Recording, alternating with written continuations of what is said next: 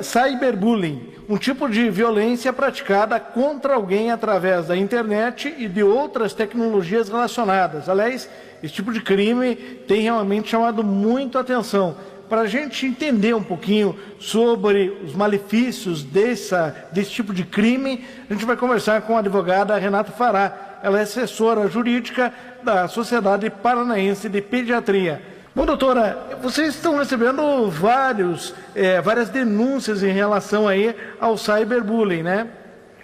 Sim, é uma conduta que está sendo praticada e com uma rapidez muito maior por conta das redes sociais.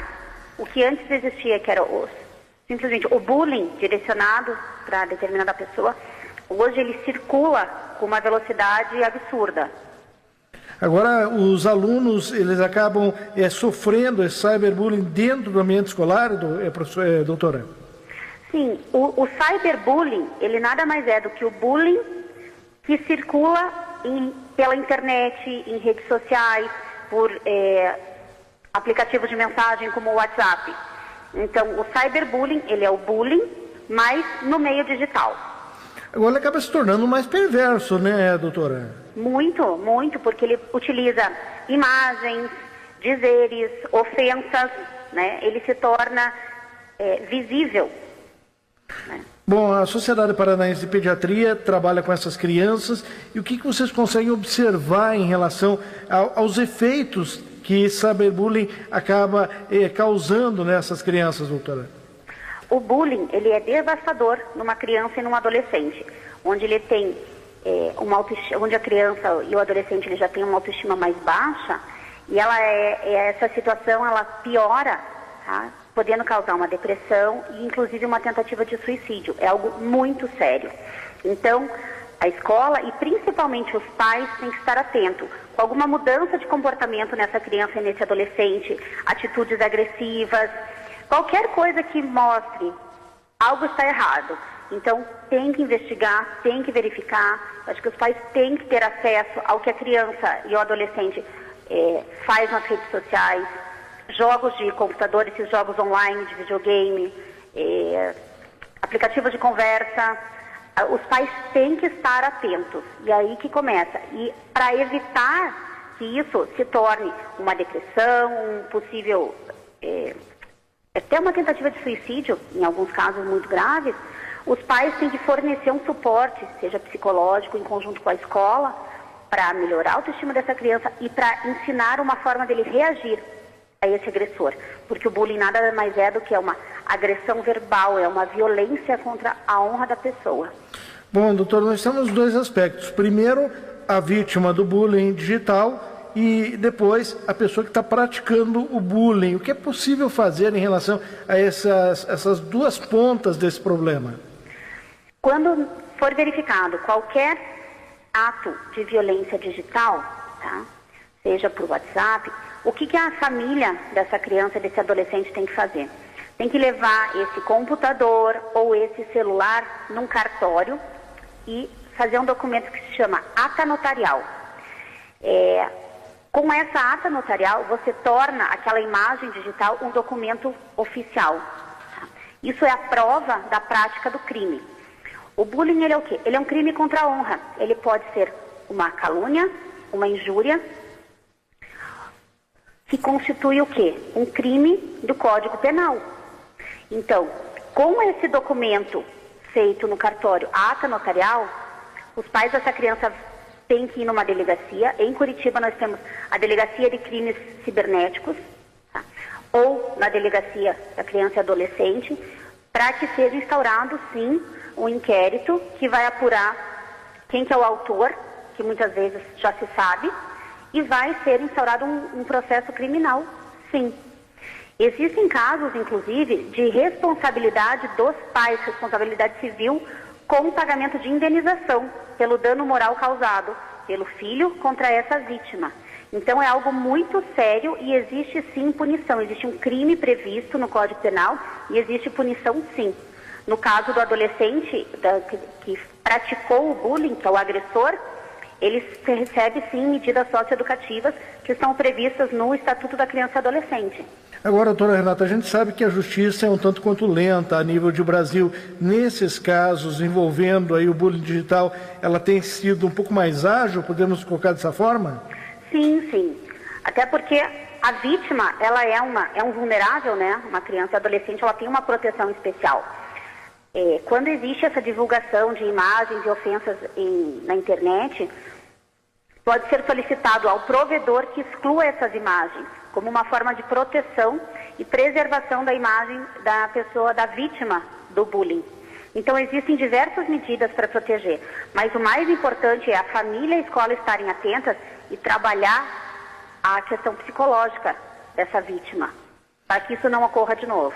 Agora, doutora, num caso em que a criança, o adolescente sofre o bullying digital e por esse motivo acabou cometendo suicídio, os responsáveis pelo bullying, o adolescente ou os pais desse adolescente que praticou o bullying, eles vão responder também pela morte do outro adolescente? Eles podem, tem um crime que é incitação ao suicídio. Eles podem responder por isso. Tudo vai depender do caso concreto, das provas que existem e se houver um nexo entre a conduta do agressor e o resultado morte da vítima, e se houver um nexo entre uma conduta e outra, com certeza ele pode ser responsabilizado. Bom, a gente está falando do suicídio, estamos aí vivendo o Setembro Amarelo, que é um mês dedicado a falar sobre esse assunto, e antigamente falar sobre suicídio era tabu. Hoje, graças a Deus, essa realidade mudou e bastante, né, doutora? Graças a Deus ela mudou, mas ainda existe até um preconceito com as doenças, né, a depressão, essas doenças mentais. Então, tem que ter o cuidado de ouvir a pessoa. Qualquer mudança de comportamento, qualquer excesso de agressividade, tem que investigar o que está acontecendo, por que houve essa mudança de comportamento nessa criança e adolescente, para evitar um suicídio, ou uma depressão, ou uma automutilação, né? A gente lembra daqueles casos da baleia azul, isso, né? E as crianças eram induzidas a se cortar, a se machucar. Mas recentemente então, os pais caso têm que estar muito atentos. Recentemente tivemos o caso aí da Momo, né? Aquela imagem do WhatsApp, né? Sim. Bom, doutora, a Sociedade Paranaense de Pediatria tem atendido casos com frequência em relação aí, inclusive, à depressão de crianças e adolescentes. A partir de que idade? Qual foi a criança mais nova que a sociedade acaba se deparando com um caso como esse? Essa questão da idade, a gente não tem essas informações, né? Uhum. Porque isso é questão de sigilo médico. Sim. Né? Mas a criança ela pode sofrer essa depressão desde muito pequena, né? Quer dizer que não tem uma idade para começar a ter a depressão? Não, desde muito pequena. Então, a sociedade tem profissionais especializados nessa área de saúde que existem palestras da sociedade falando da depressão, falando do suicídio. A sociedade é muito ativa nesse sentido e muito preocupada com a saúde mental das pessoas e das crianças. Porque existe tratamento, sim. Então, a escola tem que estar atenta, a família tem que estar atenta, e qualquer mudança, procure o pediatra vai encaminhar para um psiquiatra, para um psicólogo, para algum profissional especializado que possa, sim, ajudar essa criança a sair dessa situação de risco. Agora, doutora, a senhora citou por várias vezes a escola. No caso do bullying digital, as vítimas, elas são da mesma faixa etária, estudam de repente na mesma turma. Acontece dessa forma o bullying? É muito comum. Crianças da mesma turma e da mesma idade, da mesma faixa etária. Porque é o ambiente onde as crianças ficam muito, né? Na escola. E agora... Mas muitas vezes ela pode acontecer num ambiente apenas virtual, como nos jogos online, esses jogos de videogame, as redes sociais. Agora a pessoa não precisa estar fisicamente perto para praticar o bullying. Mas eu me questiono o seguinte, doutora, num ambiente, numa sala de aula, um adolescente sofrendo bullying, outro praticando, e mais 25, 30 alunos ali, sem fazer nada, quer dizer, essas crianças que também estão ali presenciando tudo aquilo que está acontecendo, também tem que passar por uma orientação, né? Com certeza. E as escolas hoje em dia estão discutindo isso. Eu tenho um filho adolescente e as escolas estão discutindo isso. Muitas vezes o adolescente ele não tem noção de que isso é um bullying. Às vezes, é um apelido, é uma brincadeira de mau gosto. Mas não, é um crime. Isso mexe com a autoestima, mexe com a confiança dessa criança e desse adolescente. E quanto mais ele sofre o bullying, mais ele se fecha. Então, em muitos casos, ele não conta para a família, ele não conta para os amigos porque ele sente vergonha de ser vítima de bullying.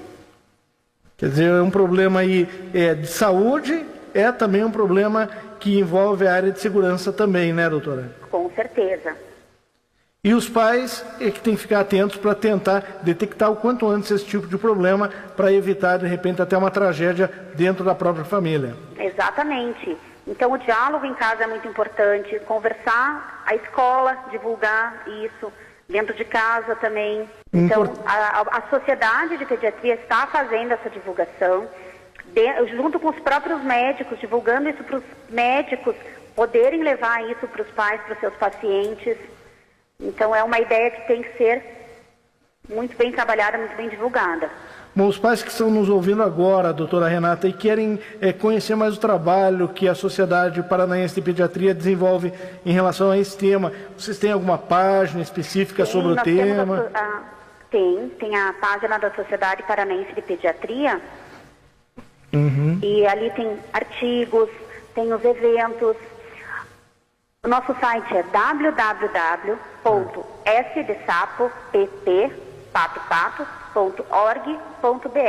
Então, www.spp, Sociedade Paranaense de Pediatria.org.br.